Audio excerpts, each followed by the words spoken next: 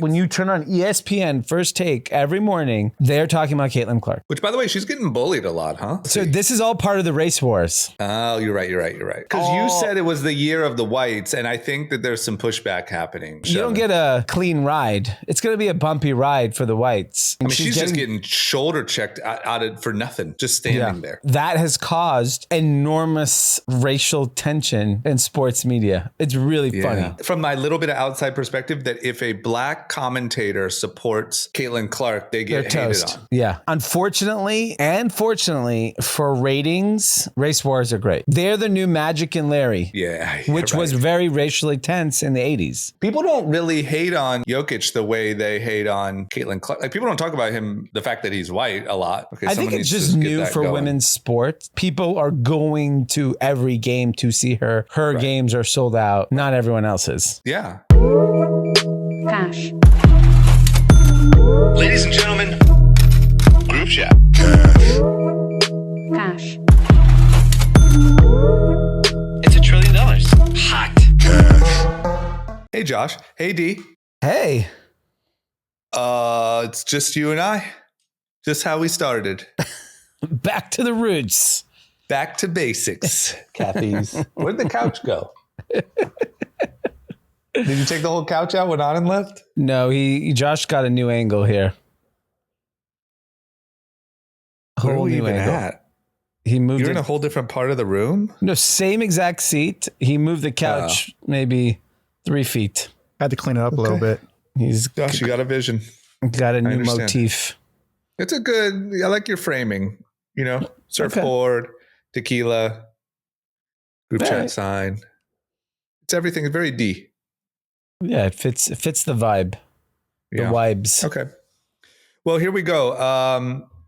We are, just over midway through the week. Mm-hmm. We got a lot of news. I think the first thing that's just all over our news feeds when it comes to the world of business is, I would say, like the group chat missed the boat of the year.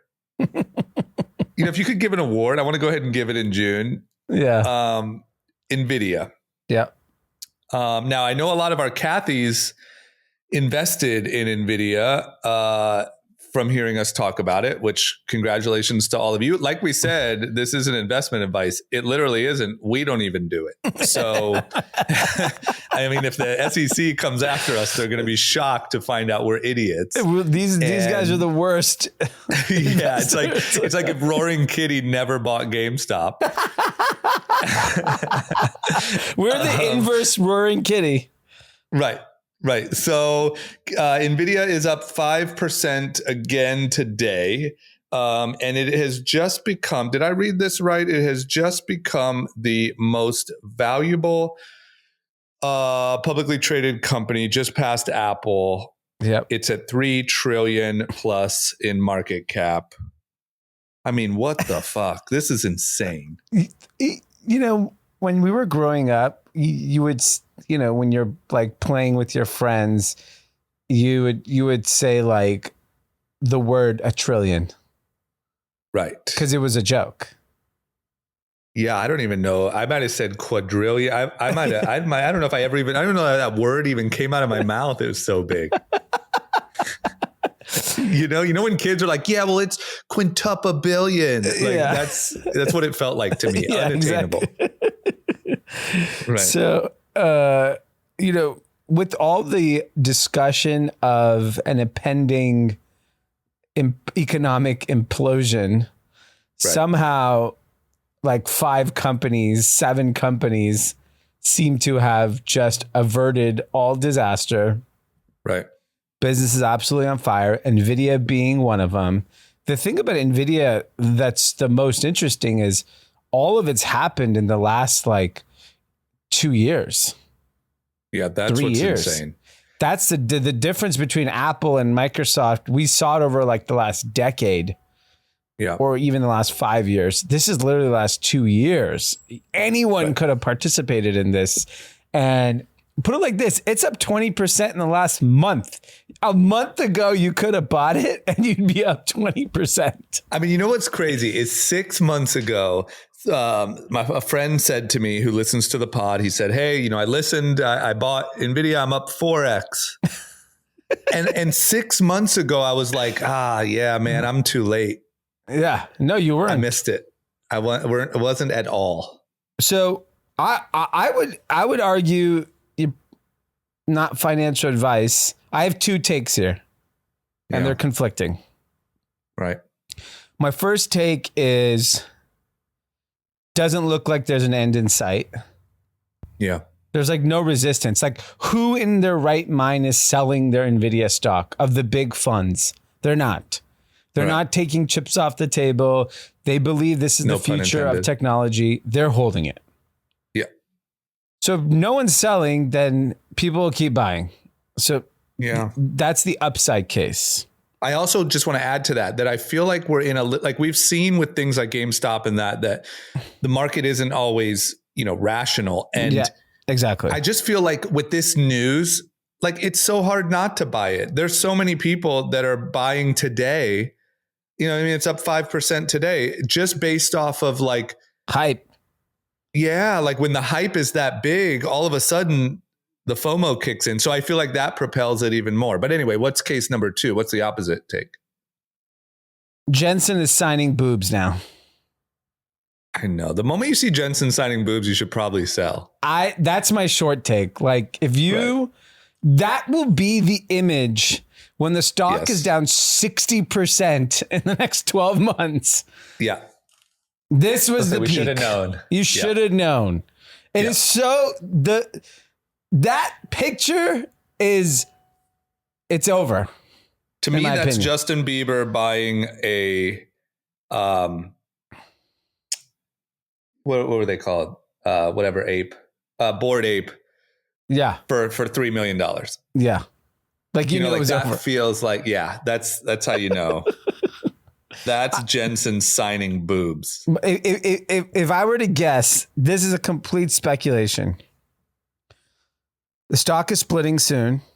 It'll go up again, maybe 10, 15, 20%. I could easily see that happening. Yeah. And then Boobgate just tumbles. Because by the way, if it dropped like 40%, it's still, after going up from here another 20, it'll still be $2+ trillion company. Right. And so the biggest problem to me is that I think we brought this up on a previous episode, but is that the people who are buying their products aren't making money off of those purchases. And at some point that they music have to stop. Yeah.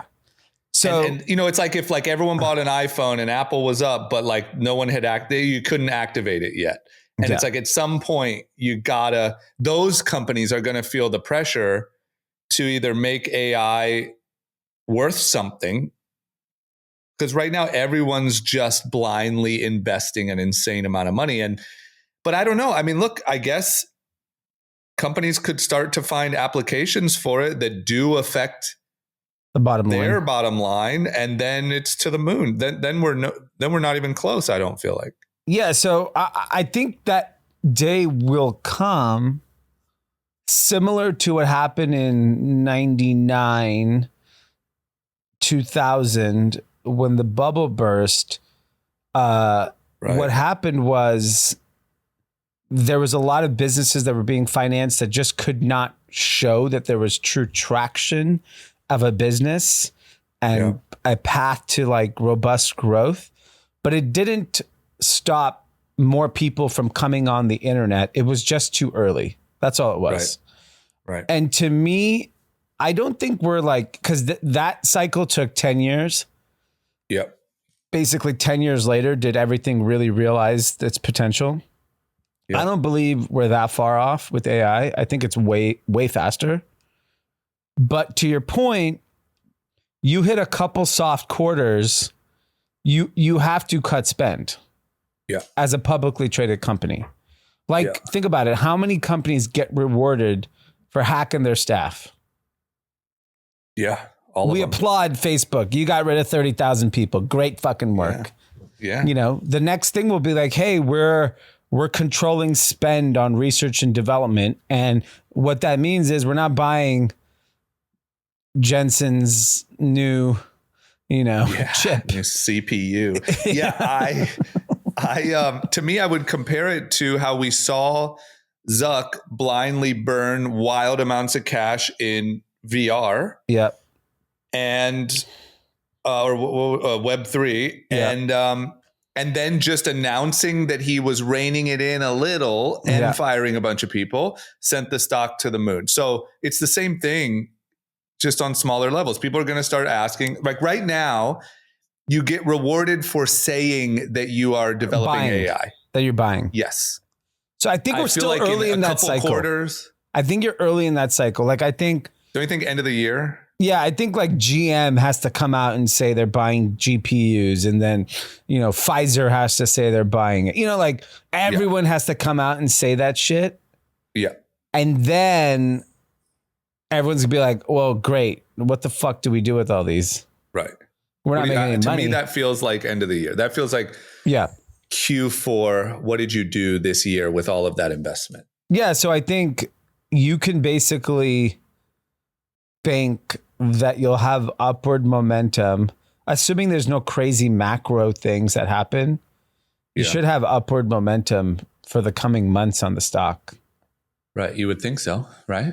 Yeah. I don't see what the resistance is. Unless this guy just starts signing boobs every day. Well, I feel like even if he just signed boobs every day, they have a hot quarter. If he just sold GPUs and signed boobs, I think the hype, the memes, the hype will get them another trillion, and then it just all comes crashing down. Yeah. My biggest concern for Nvidia is actually not the company. It's actually Jensen. In what way? I think he's overexposed. I think he's too many conferences. He's just playing God a little too much right now. Yeah. And whenever the universe give it and take it. And take it. Yeah. When you're on those covers of those magazines with your fucking hand on your face, looking like a genie. Yeah. That's how you know. That's a kiss of death. Yeah. As soon as you look like a genie, it's over. I'm surprised with how measured he seems that he didn't turn down the boob signing request. I mean, why are you at every fucking conference? Why are you imagine a girl being like, "Hey, will you sign? You're about to be the most valuable company in the world, which happened overnight." Yeah. And someone says, "Hey, will you sign these?" You gotta say well, no. To be fair, it was on the dress. Not on the boob, but on skin. the boob. I mean, I was shocked when I saw it. Yeah, I mean that to me is like you're either just completely delusional that nothing matters and I cannot be stopped. Right. Because someone on your team should be like, "Hey, that's probably inappropriate. You shouldn't do that." Because everyone is going. Like, let's go in the back and he'll sign your boobs. If you're really that insistent on it. Like, even if he's a little bit of a creep, just a little creep. Yeah. And he's like, "Yo, I really want to sign those tits." They're like, "Yo, we got to get out of." I mean, he's in the middle of a group of people like he just performed and he's fucking Harry Styles. Yeah. I mean, something's going to bring this down. I'm not bullish on this company at all anymore. Yeah. I think it seems to me, you go. That to me is just, you feel like you are untouchable. Yeah. And the judgment is to do that. Yeah. The judgment to do that in front of cameras is a little worrisome. It seems to me that once again, would you go sign a boob right now? Yeah. You would. I mean, what do I care? I'm not the fucking CEO of the world's most valuable company. What do I care? I signed so many boobs at those PacSun signings. I'm not fucking Jensen. It's such a like people expect, musicians to do it, those people to do it. Not fucking, I mean, that's crazy. I It's just a crazy when I saw that judgment call. picture, I was mortified for him. Yeah. I It's was a crazy judgment call. But I will say that like the hype train of that is good for another, maybe like you said, 20%. I think it's good for another 500 billion. Yeah. That signature. I agree. But then I think it's the sign. So yeah. I think our very not financial advice, best guess is you probably have 500 billion. You probably have till the end of the year. I personally,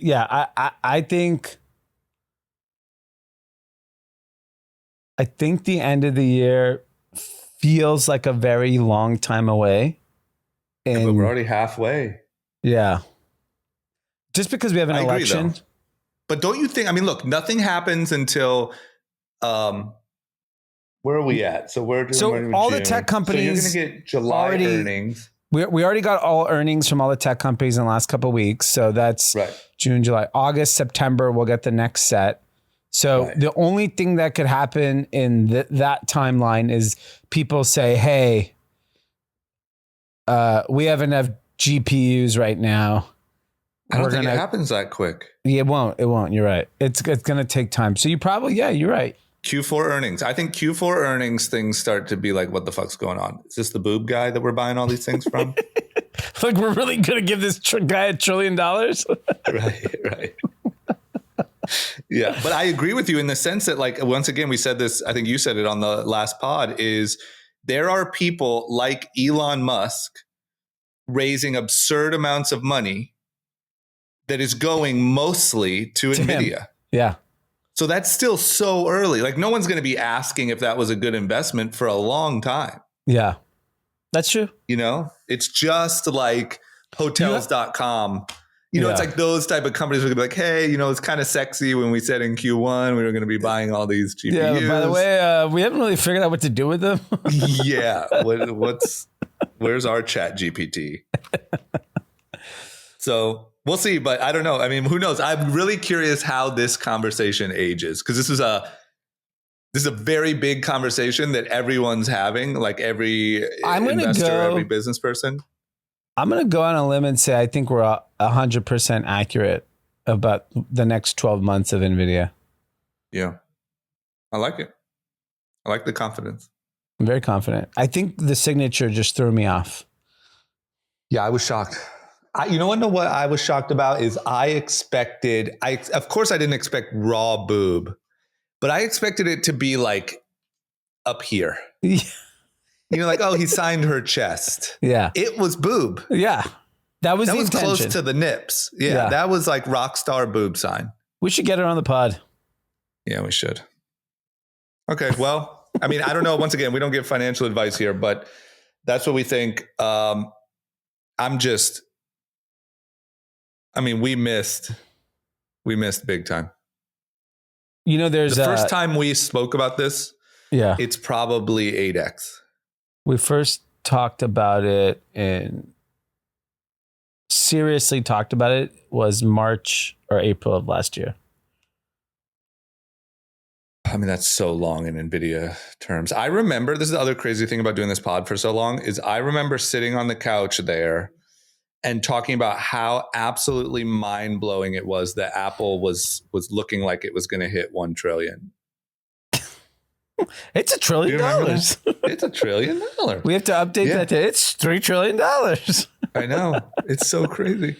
I mean, yeah, there's no, it's wild at the speed at which things are evolving. And I think it's even more wild that, like, in this time of like economic, I don't know, headwinds, that there are businesses that are just absolutely crushing it. Yeah.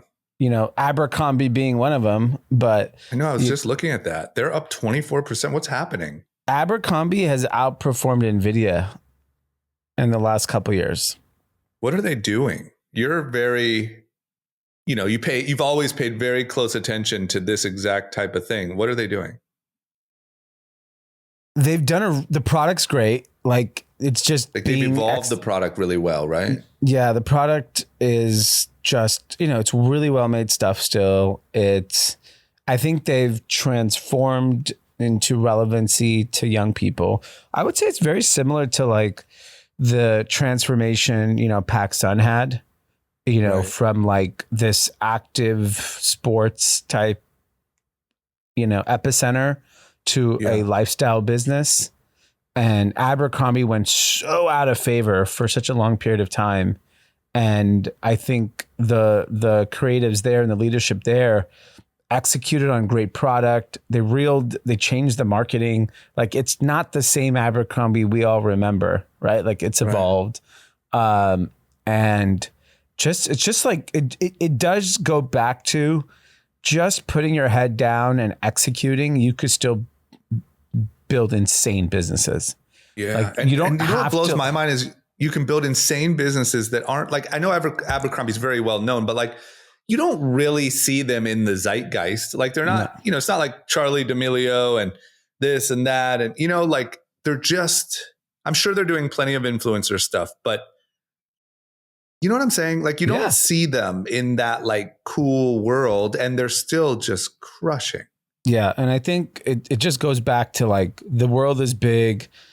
Don't look at the zeitgeist as a indication of what's actually working from a financial standpoint.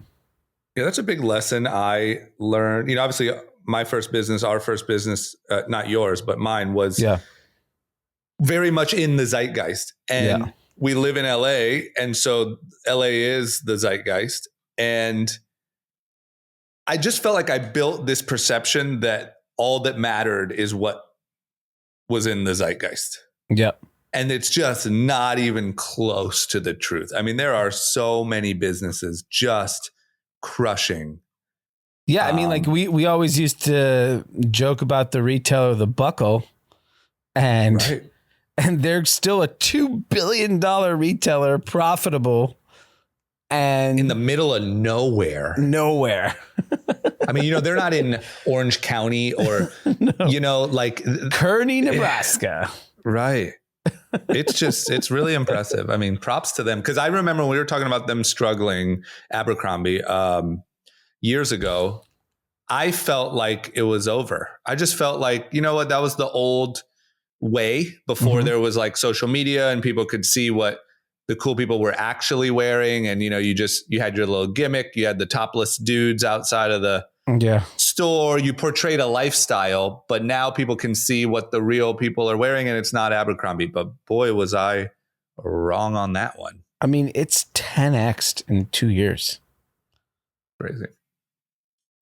And that was right in front of your face, right? Like it was sitting right there, and we're just like, boom, it just happened. Think about how bad their reputation. Like, everyone thought about like, man, the stores smell. Yeah, like, even there was a cologne. documentary just like destroying it. Yeah, and it just did not matter. Nothing matters. It's just good execution, great product. They're also very well known for like having incredible, talented people. Like, they're like employees that leave Abercrombie and go to other companies are like some of the best people in the industry. So I feel like they do have something well. Aren't they in Columbus? Yep. Wow. OH.io. Yeah, I would love to hear like an acquired or something, a breakdown of what they did. Yep. That's a great business lesson, whatever it is. How about this? So we are in June, elections in November. The political talk and stuff is obviously ramping up. I mean, Trump just, got found guilty of whatever, 1 million felonies. Things are ramping up. But this is interesting. If you realize that nothing is, especially, in election year, is on accident. This is really interesting. The Wall Street Journal has an article titled "Behind Closed Doors, Biden Shows Signs of Slipping." Yeah. Now, Wall Street Journal is a left-leaning publication. Yep. There is no way. I mean, we've seen some stuff like this come out. There's no way this isn't part of some sort of plan. This just reeks to me of prepping for a switcheroo. This is just completely planted story. There's no fucking way that you are trashing the incumbent president unless you're building. I know he just started slipping. I mean, the guy's been slipping since literally slipping and falling since the start. This is like if unless the Wall Street Journal, which they could be the dumbest people on earth, and they just noticed that President Biden is seeing cognitive decline. No, because this isn't even them just observing it and talking about it. They're saying participants in meetings have said that the 81-year-old has performed poorly at times. So they're getting this from a source, you know, in the White House. And I just can't believe. So switcheroo is coming. But like, what the fuck? Like you had 8 years, because the moment Trump got elected, they should have been like, okay, we got to really get our shit together. Maybe you don't get it together in 4 years. Biden will do for 4, but we got to really get it together. We got 4 more years. And now here we are in June. I mean, when's this guy? They have a debate this month, don't they? Yeah, in June. Maybe they're waiting until the debate. Just let him get blown up. Let him get eaten alive. I think the Democrats are so arrogant at this point, where they just assume that there is a population of people that has always voted Democrat will show up in November. Yeah. And it was really interesting. A guy posted that he drove from California to Texas, I think, and said that he didn't see one Biden-Harris anything, and he only saw Trump support. Right. And I was like, okay, well, you know, the states he's driving through, specifically if you're taking the 10, you're not going through any really blue areas, so I can accept that. My bigger observation, and this is just anecdotally living in West Hollywood, I see more Trump stuff in West Hollywood than I see Biden. That's why I sent you guys that photo. So on Sunday, when I was driving home, I pulled up behind a car that had a sticker on the back that said, Trump 2024, fuck your feelings. Now, here's the part that I didn't show you is, number one, I was in, on La Cienega, which is like not Trump territory. In 2016, that would have been on the back of like a beat up white, pickup. 1990 Ford pickup. It was on the back of a brand new, very nice BMW SUV, and the sticker next to it was a Star of David. Yeah. That's a sign. Yes. And you know what I'm saying? I think I see all the time, but even if you take one step further, on social media, I see more pro-Trump things than I see pro-Biden things, which we wouldn't have seen in 2016. Yeah. And I think if you just start counting up impressions and how things are viewed, there isn't a lot of vocal public support the way Biden had the last time around that he has right now. And that's obvious, right? Like that's nothing new. I think people are seeing the tide. But I do think, there was always the silent voter. Yeah. I think the silent voter the Democrats should be terrified of. Yeah, because I think there's I think there was a group in 2016 that was more than we obviously thought. But I think it's a huge group now. Like, there was the invite got posted that David Sachs and Chamath from the All In Pod were hosting a Trump dinner in Silicon Valley. Yeah. And I think it was like $500,000 per couple or something crazy like that, right? Yeah. And yesterday they posted that dinner is sold out. Yep. In the Bay. I mean, it would have been a joke. They would have just joked with David Sachs that he was thinking about voting for Trump in 2016. And Chamath never would have put his name on that dinner. Never.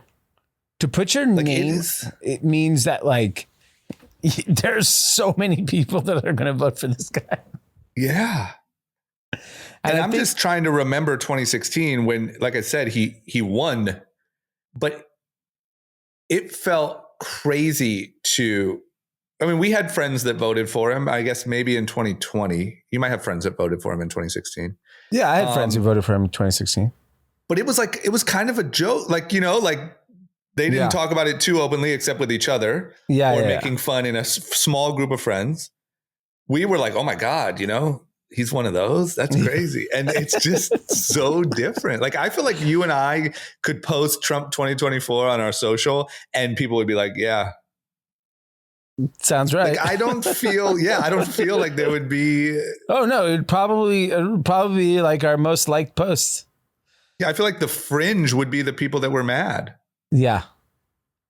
Which, if he won in 2016 and it felt that way, to your point on the last pod, it feels like he's going to win every state. Yes. Like, if this is what it feels like compared to 2016, then I wondered, is anyone in the Democratic Party who does polling, are they polling the right people?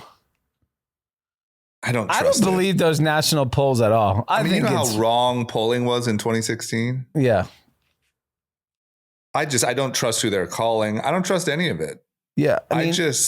It's one of those things where it's like blatantly obvious of where the sentiment is. It now just has to be realized is the switch is happening. Right. There's no way they're going to trot this guy out and lose by double digits.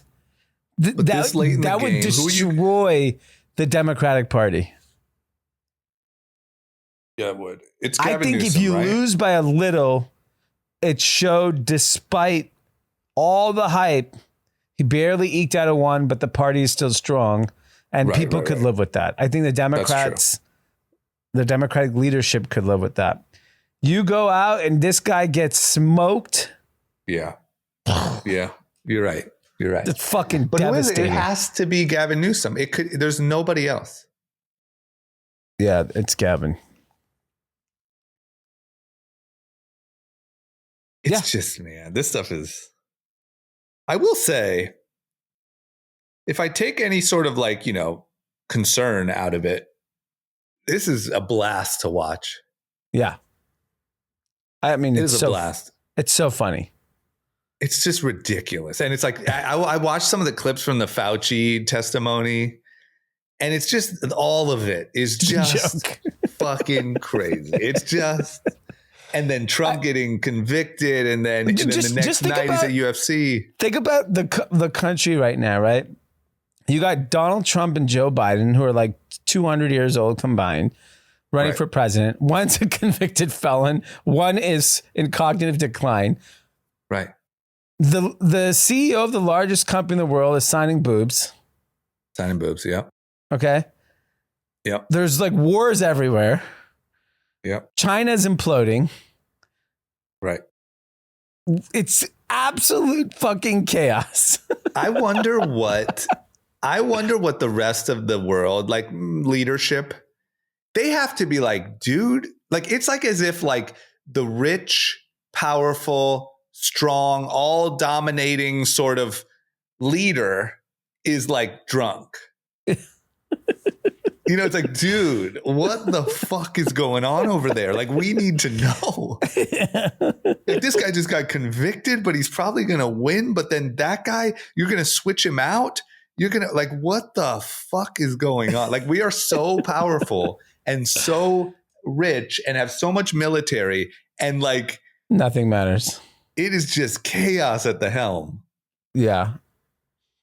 Pretty cool. It's really, like I said, I have done the best I can to take any real like concern out of it. Because to be honest, I don't think it's great, but I don't think it matters as much as people think. But and I'm just able to really enjoy it.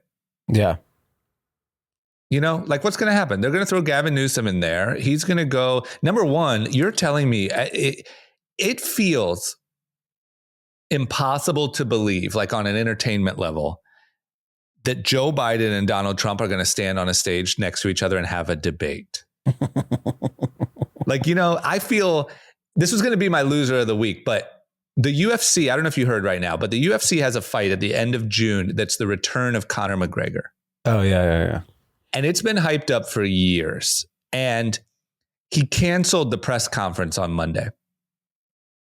And they removed all the press about it. And everyone thinks the fight's about to get canceled. It just seems a little too good to be true. That is how I feel about a Joe Biden, Donald Trump debate.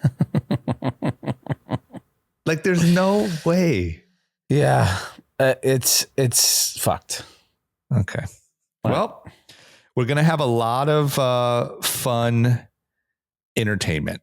And we're going to have a lot of good topics for the pod. And, it's coming up. I can't believe how soon it is. Election. It's game time. Okay. Speaking of game time, the NBA is looking at a massive deal. You know this way better than I do, so I'll let you take it. But they're, coming up on their media rights, and how's it looking? I mean, just blockbuster. Anand's been very negative on the NBA TV rights situation. He felt like, this would be their last big deal, and then NBA is toast, and blah blah blah blah blah. No more Steph, no more LeBron. Right. I don't think it fucking matters.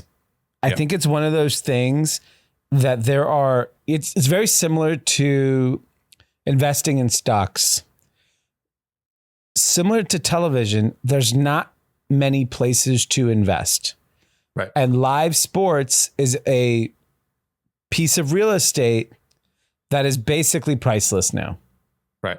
So what's happening is these people, these big networks. So in this case, it's ESPN, Disney, NBC, and Amazon in total will spend $76 billion over the next 11 years. And like NBC is paying $2.5 billion a year. They also have Sunday Night Football, and Disney and ESPN are spending whatever, they're $2-something billion. Then Amazon Prime is spending money on this. So like you basically see that like there's nowhere for these people to invest. They don't want to make original content. It's too risky. Right. Too risky. What's safe is, basketball will still be popular, maybe not be the biggest thing in the world, but it'll still be popular 10 years from now. Right. And you'll guarantee get some eyeballs. Yeah. And I think if you're like on a bit of a sinking ship, which the mainstream networks are, Yep. just anything to cling to is so valuable in that time, because you can go bet to try to make the next, whatever show, I don't know, billions, or I don't even know how that did. Game of Thrones. Yeah. Right. But those are all bets. This is not really a bet. You might, sure. Like you said, like maybe viewership declines a few percent, but I just don't see it going anywhere. And like, I don't know. I hear the argument about Steph and LeBron and whatever, but like, I just think I'm sure everyone said that when Michael Jordan retired. I'm sure everyone said that when, Yeah. Yeah. I agree. I don't actually agree with that take. Oh, LeBron, Steph, and then the league's over. I actually disagree with it completely. We're seeing it. Look what Caitlyn Clark did to women's basketball. Right. And no one even said that name a year ago. 6 months ago, no one said that name. Right. She's and the now Nvidia all you do athlete. when you turn on ESPN First Take every morning, they're talking about Caitlyn Clark. Which, by the way, she's getting bullied a lot, huh? Yeah. So this is all part of the race wars. Oh, you're right. This is because you said it was the year of the whites, and I think that there's some pushback happening. Yeah. Literally, you don't get a clean ride. It's going to be a bumpy ride for the whites, but you're going to go to the top this year. You're going to get shoulder checked, and I mean she's just getting shoulder checked out for nothing, just standing there. Yeah. But that has caused enormous racial tension in sports media. It's really funny. Like, I've noticed from my little bit of outside perspective that if a black commentator supports Caitlyn Clark, they you're get hated toast. on. Yeah, you're toast. Is that right? Yeah. You can't. Man, you're right. This is a race war. Yeah. It's unfortunately and fortunately for ratings, race wars are great. Yeah. They're the new Magic and Larry. Yeah. Which was very racially tense in the 80s. Right. Okay. I see. I get it. So there's, to Anand's point, yeah, Steph is leaving, but we have a race war now. Yes. Race war is better than LeBron and Steph. Right. I mean, you look, if the Dallas Mavericks win and Luka, who's this white, big Eastern European guy, right. is MVP, and then Jokic, who was, whatever, last year's MVP, you could start. It's easy if I'm ESPN to force a race war. Right. People don't really hate on Jokic the way they hate on Caitlyn Clark. Like, people don't talk about him, the fact that he's white, a lot, right? No, I don't think they do. Okay, I think it's just new for women's sport. Like, well, also, I think that her attention level is comparatively is way more than Jokic. Oh yeah, it's people are going to every game to see her. Her games are sold out. Not everyone else's. Right. And so I think, yeah. I mean, look, if I'm ESPN, I'm looking for a race war in every sport. Yeah, I'd be getting things, start stoking, Yeah, go CIA, hit up go CNN. Get some bots on Twitter and just start stoking hockey and tennis and basketball. Right. Just right. Golf could use it. Yeah. Okay, I like it. The other thing, speaking of a black on white fight, is did you see that it looks like the Jake Paul, Mike Tyson fight is off? I know you're a big fan of a white guy beating everyone up in Jake Paul, but I mean, I think Mike Tyson has like heart issues or something. Yeah, or like an ulcer or like something. I don't know, but like, what the fuck, man? That's a sign that maybe you should pick an opponent not, 60 years old. Anyway, here's an interesting thing. So we've talked a lot about, different levels and types of income and where income is coming from. We've talked a lot about all the real estate and the wealth and the savings that the baby boomers are going to be passing on. But another really interesting thing here, especially when we talk about like, where's all the spending, where's all the traveling happening? We've asked these type of questions a lot on this pod.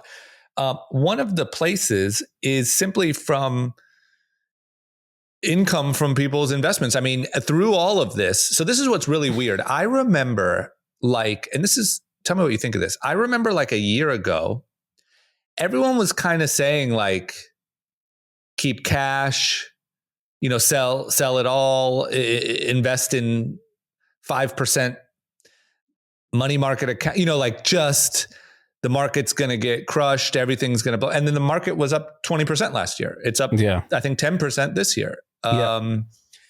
So the people that have kept their investments in the market have a lot more money than they did, and they're spending it. Look at this. Americans in the first quarter of 2024 earned $3.7 trillion from interest and dividends. That's insane. I mean, so to me, tell me what you think about this. To me, I, as a, minor stock investor, it felt, I forget how long ago it was, but like I said, a year ago, maybe a year and a half, it felt like everyone was kind of panicking and saying like, get out of the market. Yeah. Make sure you take some cash off the table. These people are doing this. Here's what these different investors are doing. And that was the worst advice you could have taken.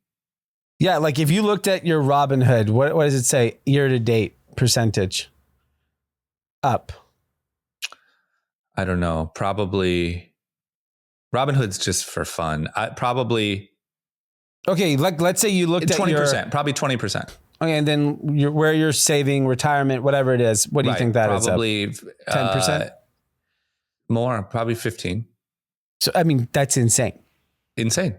It's 6 months in the year. You have 15% return. Yeah. It's insane. And I remember when everyone was saying that, I started thinking like, oh my God, I have to think of what to do here. But luckily for me,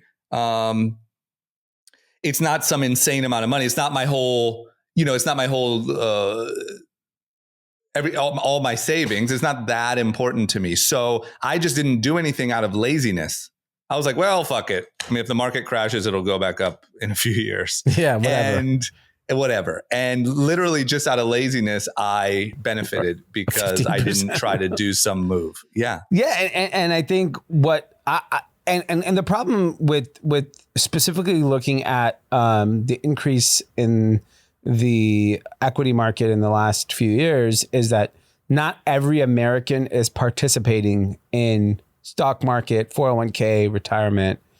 That to me is the most important thing that we as a society need to teach younger people, that basically everyone can create real wealth if you start investing at a young age, some de minimis amount every month, right? Like, when you see look it from people who listen to our podcast. It's the weirdest thing. And I'm not saying we're some sort of gurus, but like there are people. My like name at the gym, is literally Guru. You're right. So you are a guru. I'm just a regular old Chris. But there are people at the gym that I go to that have done it because of listening to the pod, and just even seeing, it doesn't matter if you invested 10K, it doesn't matter if you invested 5K, seeing the difference of like, wow, that's now 6K or that's now 12,000. Yeah. That's a huge difference for people. And I think people forget, like I remember reading in high school, like a Wall Street Journal book. They put out like a beginner's guide to investing. I think I was like 15 when I read it. And the premise of the book was just so simple. It was just like dollar cost averaging. Like every month you should invest $50. Yeah, no matter what. And if you do that for the next 40 years and you increase it 10% a year, it's worth the whatever, $500,000, $1 million, right? It's also what I've seen is that like it's a psychological thing where if you see money going up, you tend to get more motivated to add more to it. Yes. If you just see money going down and you're living check to check, you're just like, yeah, fuck it. I'm going to go buy those shoes. I'm going to buy this thing. I'm going to whatever. I have till next month and I get paid. That's just the cycle of my life. Yep. But just the like creating the habit of seeing something go up, it makes you kind of, not buy those other things that maybe you thought you wanted because you're excited to invest more into your growing savings. And that to me is like, we don't learn that. We learn work as hard as you can for a paycheck and spend it all in between when the next one comes. Yeah. And I think if you get a higher paycheck, you can get a nicer car and then people will think you're cool. Well, think about the, so many politicians' political agenda has always been, we have to subsidize, we have to give welfare, we have to give all this government aid to prop up a bunch of people. Right. But what they won't do is give them the education so that they can prop themselves up. Right. And even if I have no problem in financial aid, I have no problem in government aid, I think it is a necessary part of our society. But the way that we hand it out is for people to be addicted to it, right, and not want to get off of it. But it also incentivizes things like not working, not having a certain level of income, not having a 2-parent household. Like it actually incentivizes the wrong behavior. And I think what you could do instead is restructure those things, given that our deficit is such a problem, wealth inequality is a problem. It's so blaringly obvious what is the ultimate wealth equality instrument, and it is called the S&P 500. Yeah. Like everyone when they're born, I think Bill Ackman or one of these guys is out there in the market saying that, or Brad Gerstner or one of these guys, like everyone should get $1,000 when they're born put into like the S&P 500. Yeah. And I think like if you start telling people when they're 10 years old, hey, your 1,000 is now worth 2,000. And by the way, if you get a job when you're 18 years old, you can contribute to it. Maybe there's some sort of tax benefit if you get to, like, if our tax system was to benefit people that helped create wealth for themselves, then there would be a less burden on society, and the government would have less deficit, potentially more tax revenue down the line. There are ways to think about it that, like, I think, like, I know people want to say, oh, you have to have money to invest. I'm like, but you could start with $10. Yeah. And and trust me, I was that guy, and like, I totally get that way of thinking. But the point is, like, it's once again, like, it's kind of like going to the gym or running. Like it's going to suck when you start, but seeing the progress motivates you to want to do it more. And now all of a sudden 5 years have passed and you're in a totally different situation. But you can't say like, oh yeah, but it's, I don't live close to a gym, or I don't like running, or whatever. Yeah. You have to just like trust that even the $10 turning into $12 is going to motivate you, instead of you just spent it on you don't even remember what. And I don't know, but it's a hard thing to teach, and our system does not teach it. But it's just crazy that there are two groups of people. There's a lot, but I'm saying in this instance, there's one person that this article is talking about, which is Americans have more investment income than ever before. There are people who are doing really well. And then there's people that are like, still living on the same paycheck, but now eggs and McDonald's and everything is more expensive. And it's just like, did the momentum of the country work for you or work against you? And you could be in either camp.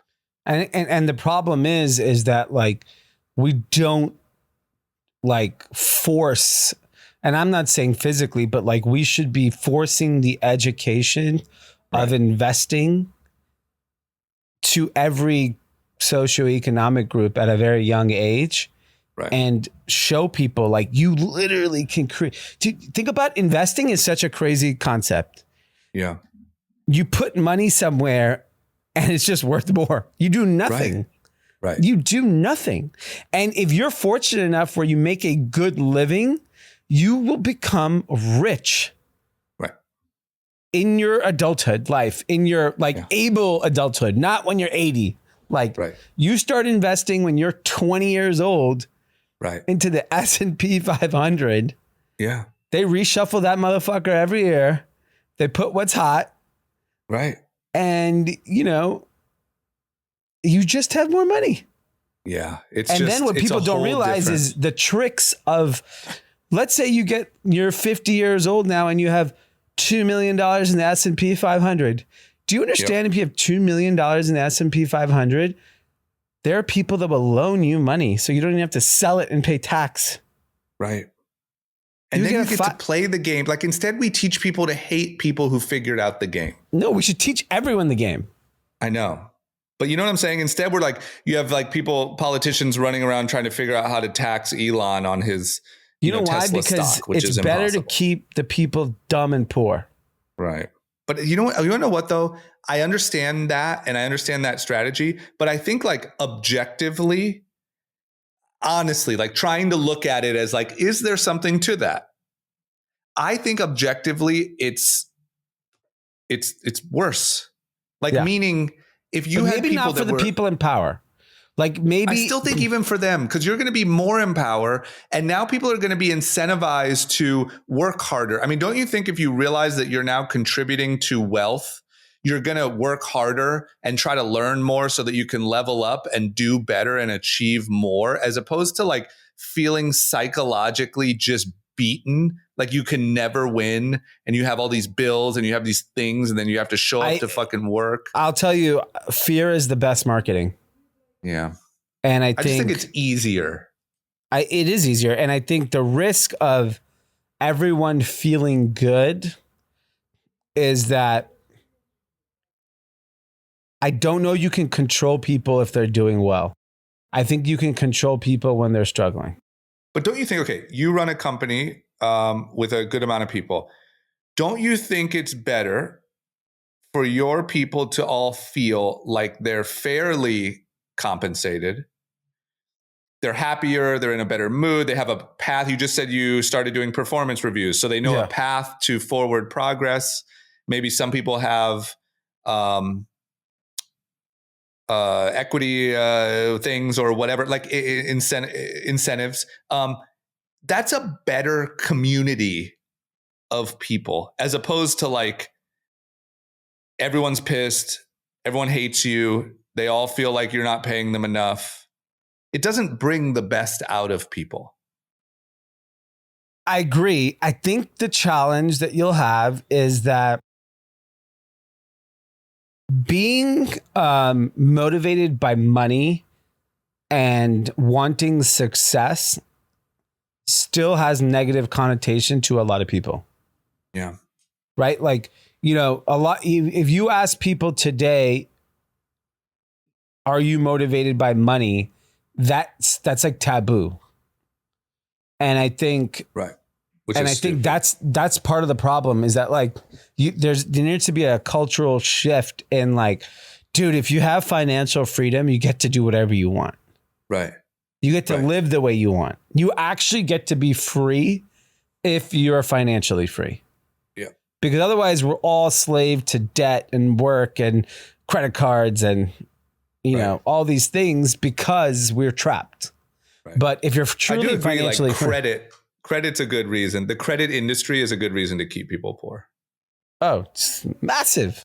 Like I'm trying to think of who it really benefits. I don't think it benefits employees. I don't think it benefits. I think that, but you're right. Like the credit and loan business has a lot of incentives to keep people trillions of dollars, barely making it. Yeah. Yeah. The ideal situation for a credit card company is a low income. Now, more debt than ever. It's the best ever. Low income people are struggling.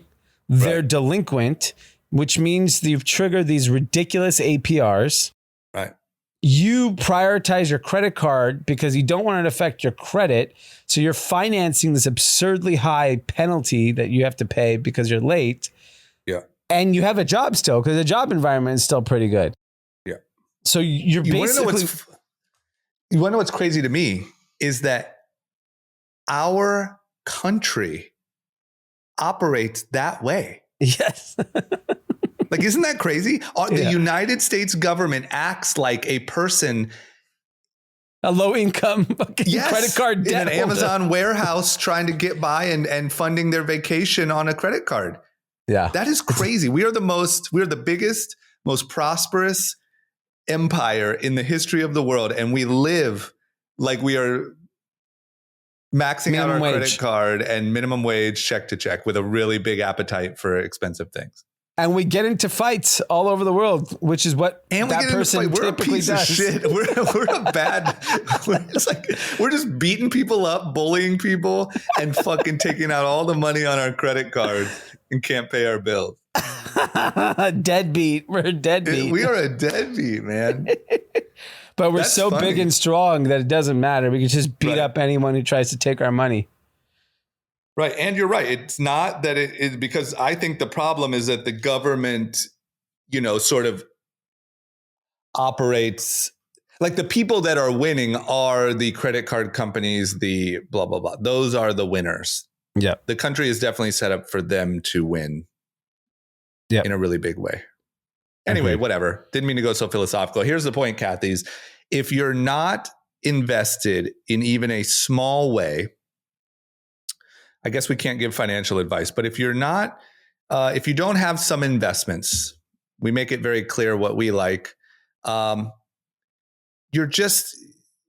got to shift. You got to shift the mindset of it. Like just it doesn't matter if you have $100. Yeah. Put it into something safe and reliable, and it starts to really build a habit. It literally just think about it. People on Wall Street get money. They get paid millions of dollars to invest in the S&P 500. Yeah. Which anybody, any schmuck in the world can buy. I mean, think about this. The way that this is how I thought about it. The way that the entire like investment, let's say hedge fund world is measured is, can you beat the S&P or not? Yeah. And it's very almost few impossible. Can. Yeah. So why keep try to be a lining hero? up and trying. Right. Yeah. Just do it. Yeah. All right. Let's wrap it up with some winners, losers, and content. Who's your winner for the week, D? So we've talked about this before, but an article that's gone super viral on Bloomberg is that a Walmart store manager can make as much as $500,000 a year between a base salary, stock compensation, and if your individual store hits its profit target, you get to participate in it. Right. Holy shit. That's what I'm talking about. That's what I'm talking about with like incentivizing properly, because Walmart, obviously crushes it, but $500K a year. I mean, holy shit. So like, the base is $128,000 for a Walmart manager. That is real money. And if you think about where Walmart stores are located, they are typically located in areas where that much salary will provide for you a decent life. Yeah. The Walmart is not smack dab in Beverly Hills. No. Where you cannot afford to live in the neighborhood you work in. Right. Right. Instead, they're located in typically middle or lower income neighborhoods where everyone's like, oh, what's that guy do? Oh, he runs Walmart. The whole thing? No, that one. That one. Right. Walmart. I mean, I'm thinking about where I grew up. If you made $120K where I grew up, you are balling. Yes. And not to mention, that's $120K. That's the base. If you made $500K where I grew up. You have a boat. You probably have a vacation home. Yeah, you do. You have a house in Florida, or Myrtle Beach is a big spot, for the Ohioans. And by the way, you could probably become a manager in 15 years and you could start at 18.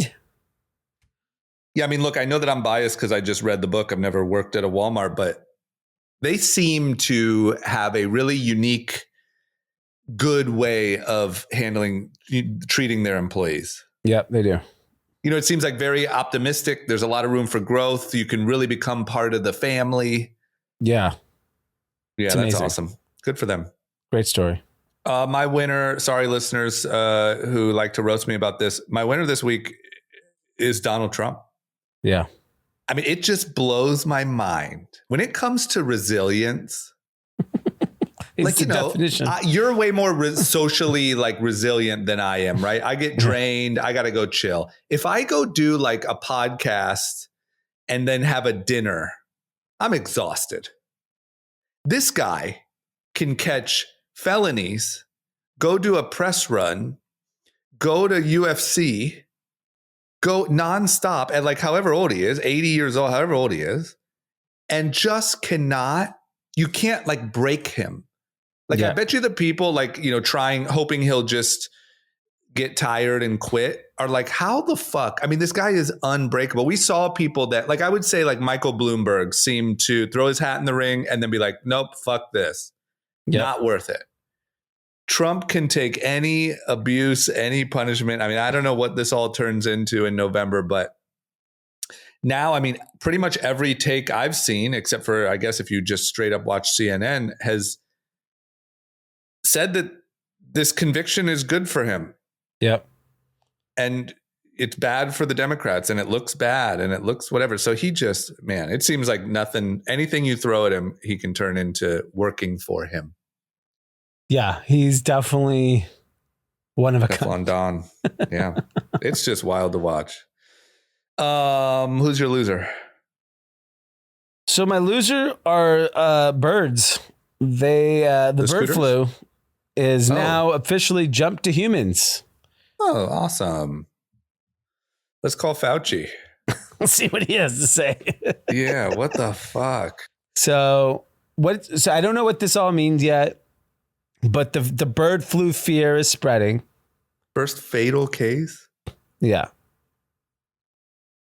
Son of a bitch. Where's it at? Mexico? Yeah. Bird flu, huh? Fucking birds, man. Are we God shutting damn. down the whole country for bird flu? This might be this could be a last ditch, Biden election effort? Yeah. We have to postpone the election. Too many people have bird flu. Yeah, you do some mail-in, stuff. Mail-in fraud. Yeah. Okay. Well, fuck birds. I thought you were talking about the scooter company. My loser, well, I already said it. My loser, as of right now, this could change. My loser is, I guess, Conor McGregor or the UFC, or, it looks like, I don't know what's happening, but it looks like he might be pulling out of this fight.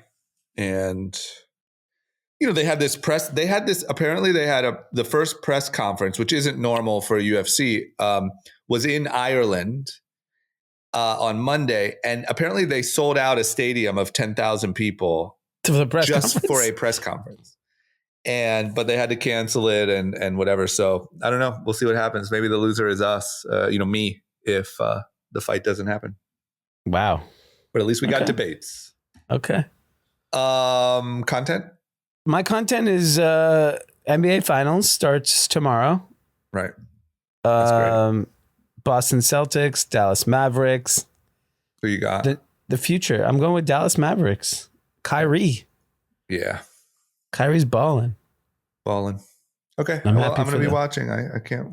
This is right when this is right when my season starts. So Yeah. 2 weeks. it's going to be great.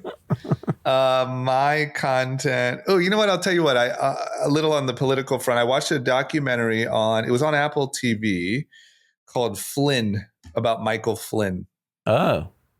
And it was really interesting. Like when it comes to, I don't really remember or know the ins and outs of what happened, but he notoriously was hired by Trump and then fired by Trump for some Russia stuff. But it is incredible. And it gives you a real little look at like how that shit works. Meaning like other interests that are very persuasive that try to dictate who gets hired and fired, who's in charge of national security, because that has heavy input on our wars, and there's other interests in our wars other than just safety, protecting democracy. Like it really, it's not full tinfoil hat, but it blew my mind as far as like, I don't know. I love trying to learn like how the shit really works. Everyone talks about the deep state and all these things, and they talk about that a lot in there. So check it out if you're into that type of thing. All right. That sounds interesting. There it is. Okay. Shout outs. Yeah. We have 2 shout outs. The first one is from Phil. Oh man. My dear friend and next door neighbor, Jamal Mitchell, was a police officer for the city of Minneapolis and killed in the line of duty last week. He was larger than life and truly loved helping others. I recently converted him to a Kathy earlier this year, and he loved listening to the pod during his shifts. He especially loved when Dee and Drama would get on and going back on his heels. Please keep him and his family in your thoughts and prayers during this difficult time. Love what you guys do. Appreciate all of you. Tinfoil hats on. Trust nothing. Fuck, man. That's cool. really, really sad. If there's like a GoFundMe or anything that for his family, obviously, please share with us, Phil. Really, really sorry for your loss, his family, and obviously the city of Minneapolis. I'm sure lost a legend, and just really unfortunate that you're seeing a lot of this with law enforcement, not only in this country, all over the world, that, unfortunately are having a lot of these incidents where, they're losing their life, which is just horrific because it is a very difficult job to do daily. Yeah. Especially in a big city. Yeah, I can't. I mean, it's just crazy. And I think I don't know. I saw this story in the news before this, and I don't know. I just want to say, like, I also feel, because you already covered the main things. I also feel like, you know, when we record this podcast, like, we're just kind of having fun. We've been friends for over a decade, like, you know, whatever. But like hearing stuff like this, that, you know, people like him were listening and whatever, I don't know. It's just a really trippy thing. And I don't know, like, it makes me happy to know that, like, he was rolling around listening to us make fun on, and yeah. And he got some laughs out of it. Right. And I don't know, but that's terrible. Yeah. Well, thank you, Phil. And please, like Dee said, if there's anything we can do further to help out, or like I said, GoFundMe, anything like that, please let us know. The next one's from Matt. Shout out this week to Anand for recommending the Hermes acquired podcast. I very quickly listened to that and I've gone on to listen Nike, Visa, Costco, and Ozempic. I do a lot of driving for work. Cheers. Acquired is great. Big fan of that podcast. I just listened to the Amazon one recently. They've been going for many years, so it is kind of fun to just listen to some of these stories when you have time. Yeah, I got to say, for all of our listeners, both Acquired and Business Breakdowns podcasts feel like free, like better than Business Degree. Oh my God, free game. Like the fact that these are available feels to me like it should be illegal. Like if you just listen to these shows, and let's just say you Google any words you don't know, you know, maybe they use some business terms and you Google it, you can learn everything you need to know about business, about starting a business from those two shows and Google. It's nuts. It is. So anyway, it's incredible how much I listen to these Acquired podcasts and I'm writing notes and I don't write notes. Yeah. And I'm like, fuck, I got to remember that. It's so crazy. It feels like inside info that we shouldn't be allowed to have. They're so well done. Yeah. It's really great. Okay. Well, there you have it. Everyone have a great rest of your week. Make sure you join our newsletter. Oh, how do you do that? Link in bio on Instagram. Yeah. The Discord is popping. They're waiting for our fun picks. I'm going to have my first fun pick this week to share. It's going to shock the world. Shock the world. Pick? Wait, what am I missing? What's a fun pick? Fund. Like, you know, for the group chat fund. Yes. I'm going to post my first pick this week. I've been thinking about what I want my first. You have to pick your stock. We got to transfer money. We got to do it, right? Yeah. I mean, I thought Anand's going to take lead on it. He's not going to do anything. Yeah, he's fucking, traveling the goddamn world. It's going to end up falling on me. When's he back? I got to run the hedge fund. I know. I don't want to run the hedge fund. Your investors aren't going to like that. You got to stay focused. We'll get it when he comes back. Well, let's make our picks. Then when he comes back, we'll transfer and invest. Okay. Okay, that's good. And you know what else I was just thinking when you said pick is I think it's also time that we should really update our album art for the chat. Yeah, it looks so dated. That shit is so outdated. I'm doing like an MTV pose. We got to grow up. If we're going to be doing fun picks, we got to, Yeah. All right. So anyway, all right. So we'll have those next week. Anand will be back next week, not Sunday, but the Wednesday after. Thank you guys for listening. Have a great rest of your week and see you next time. Bye-bye.